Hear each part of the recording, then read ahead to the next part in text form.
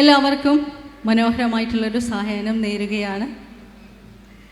നമുക്കറിയാം, നമ്മുടെ നാട്ടിലെ ഓരോ വികസനവും ഓരോ മാറ്റവും നമ്മുടെ നാടിൻ്റെ മുക്കും മൂലയും എടുത്തു നോക്കുകയാണെങ്കിൽ ഒരു പ്രവാസിയുടെ കയ്യൊപ്പില്ലാത്ത ഒരു വികസനവും ഈ രാജ്യത്ത് നടന്നിട്ടില്ല. തീർച്ചയായും ഈ വികസനത്തിൻ്റെ ഒരു ചെയിൻ നമ്മൾ നോക്കുകയാണെങ്കിൽ അതിൽ പ്രവാസിയുടെ ഒരു കണ്ണി ഉണ്ടായിരിക്കും. മനസ്സിലാക്കിയിടത്തോളം ഇന്ത്യയാണ് ഏറ്റവും കൂടുതൽ പ്രവാസി ഫണ്ട് ഉപയോഗിക്കുന്ന അല്ലെങ്കിൽ ഉപയോഗിച്ചു കൊണ്ടിരിക്കുന്ന രാജ്യം. പണ്ട് കാലങ്ങളിലൊക്കെ നമുക്കറിയാം, ഒരു പ്രവാസിയിൽ ഒരു അച്ഛൻ ഗൾഫിൽ നിന്ന് മരണപ്പെട്ടാൽ നാട്ടിൽ നിന്ന് കരഞ്ഞു തീർക്കുന്ന നമ്മളെ കൂട്ടുകുടുംബം, അതുപോലെ തന്നെ നാട്ടിൽ മക്കൾ മരണപ്പെട്ടു കഴിഞ്ഞാൽ അച്ഛൻ ഗൾഫിലിരുന്ന് കരയുന്ന ഒരു കാലഘട്ടം മുതലേ പ്രവാസി അധ്വാനിച്ചു വന്നതാണ്. നമ്മുടെ നാട്ടിലെ ബേസിക് ആയിട്ടുള്ള എല്ലാ ഡെവലപ്മെൻറ്റ്സും, ഹോസ്പിറ്റൽ, വിദ്യാഭ്യാസം, ഒരു പാലം പണി നടക്കുകയാണെങ്കിൽ എല്ലാത്തിലും പ്രവാസിയുടേതായ കോൺട്രിബ്യൂഷൻ ഒരുപാടാണ്. പ്രവാസിയെ മറന്നുകൊണ്ട് നമ്മൾ ഒരിക്കലും ഒരു വികസനത്തെക്കുറിച്ചിട്ട് നമ്മൾ ചിന്തിക്കേണ്ട ആവശ്യമില്ല. ഞാൻ എപ്പോഴും ആലോചിക്കാറുണ്ട്, ഒരു പ്രവാസി, ശരിക്കൊരു പ്രവാസി എന്നത് നമ്മളെ സംബന്ധിച്ചിടത്തോളം നമ്മുടെ നാടിൻ്റെ ഒരു ചെറിയ മാൻ പവറും കൂടി നമുക്ക് നഷ്ടമല്ലേ, അല്ലേ? ഒരു പ്രവാസി വിദേശത്തേക്ക് പോകുമ്പോൾ നമുക്കിവിടെ ആ മാൻ പവർ നമുക്ക് നഷ്ടമാണ്. നല്ല നേതൃത്വ പാഠവുമുള്ള, നല്ല ലീഡർഷിപ്പുള്ള, നന്നായി കോൺട്രിബ്യൂട്ട് ചെയ്യാൻ പറ്റാവുന്ന കുറേ യുവാക്കളുടെ മാൻ പവർ നമുക്കിവിടെ നഷ്ടപ്പെടുകയാണ്.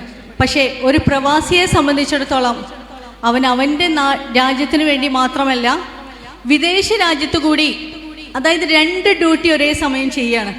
തൻ്റെ രാജ്യത്തേക്കുള്ള പണം ഇവിടെ എത്തിക്കുക, അതുപോലെ തന്നെ വിദേശ രാജ്യത്തിൻ്റെ എല്ലാ ഡെവലപ്മെൻറ്റ്സിനും കൂടെ നിൽക്കുക.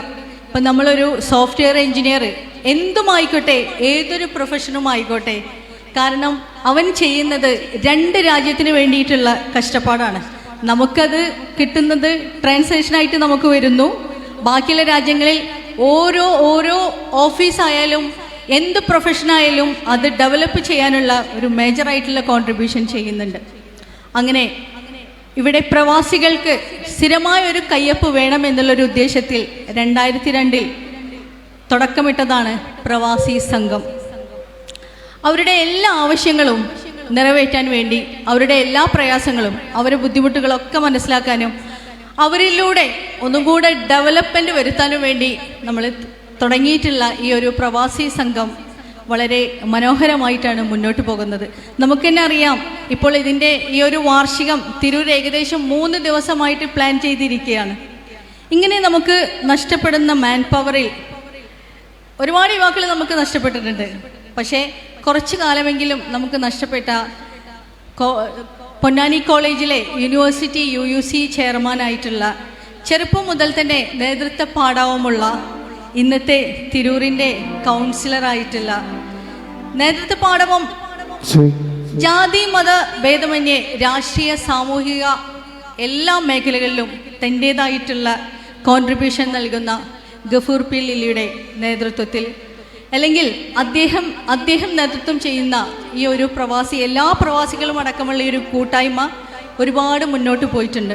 ഇനിയും എല്ലാ പ്രവാസികളും ഒരുപാട് പ്രതീക്ഷയിലാണ്.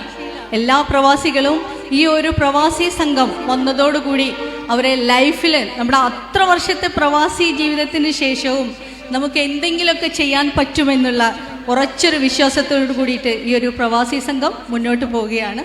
ഏകദേശം 2 ദിവസമായി, നാളത്തെ ഒരു ദിവസം കൂടി ഒരു പ്രോഗ്രാം ഉണ്ട്. ഈ തുഞ്ചൻ്റെ മണ്ണിൽ പ്രവാസി സംഘം ഇന്ന് നമുക്ക് വേണ്ടി ഒരുക്കിയിട്ടുള്ള പ്രവാസി നിലാവ്, ഗസലും ഗാനവും എന്ന ഇശൽ പെയ്തിലേക്ക്, ഇശൽ നിലാവിലേക്ക്, ഇശൽ സന്ധ്യയിലേക്ക് എല്ലാവരെയും ഒരിക്കൽ കൂടി ഞാൻ ഹാർദവമായി സ്വാഗതം ചെയ്യുന്നു. Thank you.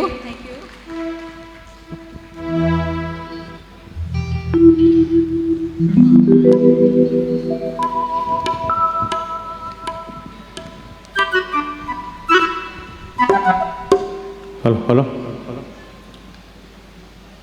മധുരിക്കും ഓർമ്മകളെ CO ആൻഡോ പാടിയ ജനനി ജന്മഭൂമി എന്ന നാടകത്തിൽ 1962 ONV കുറുപ്പിൻ്റെ രചന, G ദേവരാജൻ സാറുടെ മനോഹരമായ ഒരു ഗാനം, മധുരിക്കും ഓർമ്മകളെ എന്ന മനോഹരമായ ഗാനം ആലപിക്കാൻ വേണ്ടി ഈ ഒരു ഗസൽ നിലാവിൻ്റെ നെടുന്തൂണായിട്ടുള്ള നമ്മുടെ ഗഫൂർ കയെ, MA ഗഫൂർ കയെ വേദിയിലേക്ക് ക്ഷണിക്കുകയാണ്.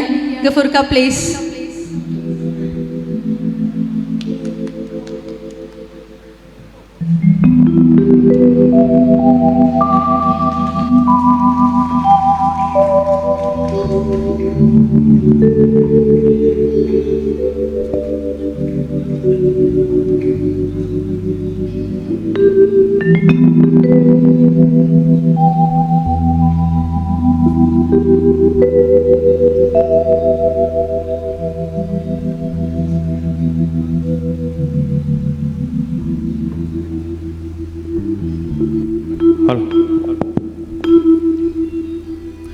എല്ലാവർക്കും നമസ്കാരം.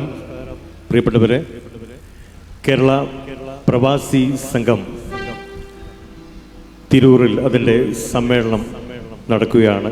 ഈ സമ്മേളനത്തോടനുബന്ധിച്ച് കാസർഗോഡ് മുതൽ തിരുവനന്തപുരം വരെ കേരളത്തിൻ്റെ വിവിധ ഭാഗങ്ങളിൽ എത്തിയിട്ടുള്ള വിശിഷ്ട അതിഥികളെ, നേതാക്കന്മാരെ, ഈ സംഘടനയെ നല്ല രീതിയിൽ നയിച്ചുകൊണ്ടിരിക്കുന്ന പ്രഗത്ഭരെ നിങ്ങൾക്ക് മുമ്പിൽ എനിക്കും എൻ്റെ ട്രൂപ്പ് അംഗങ്ങൾക്കും ഇങ്ങനൊരു പ്രോഗ്രാം നടത്താൻ അവസരം ഒരുക്കിയ ഇതിൻ്റെ സംഘാടകർക്ക് ആദ്യം നന്ദി പറയുന്നു.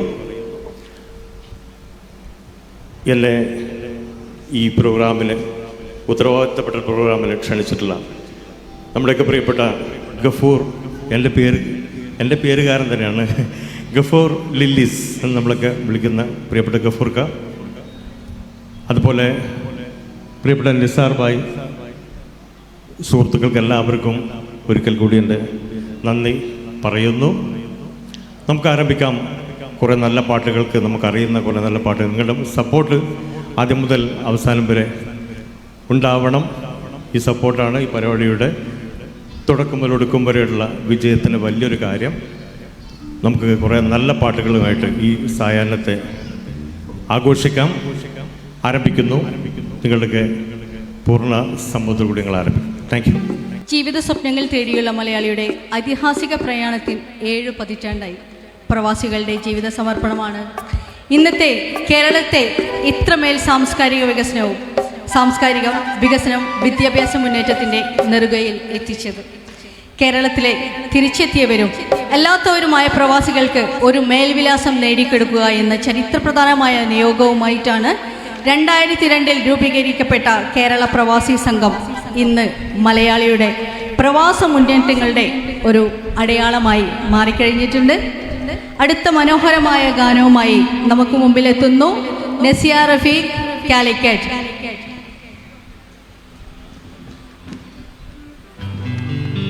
ആചാരെ പറുദേശി എന്ന മനോഹരമായ മധുമതി മൂവി 1988 മധുമതി മൂവിയിൽ ലതാ മങ്കേഷ്കർ ആലപിച്ച മനോഹരമായ ഒരു ഗാനം ഹിന്ദുസ്ഥാനി സംഗീതത്തിൽ സപര്യ തീർത്ത നസിയ റഫീഖിനെ വേദിയിലേക്ക് ക്ഷണിക്കുന്നു. നസിയ. എല്ലാവർക്കും എൻ്റെ നമസ്കാരം. തിരൂർ എന്നത് ഒരുപാട് നല്ല സംഗീതാസ്വാദകരുള്ള നാടാണെന്ന് കേട്ടിട്ടുണ്ട്. ഇവിടെ വന്ന് ഒരു പ്രോഗ്രാം അവതരിപ്പിക്കാൻ എന്നെ ക്ഷണിച്ച ഈ സംഘാടകർക്ക് എല്ലാവർക്കും എൻ്റെ നന്ദി ഞാൻ അറിയിക്കുകയാണ്.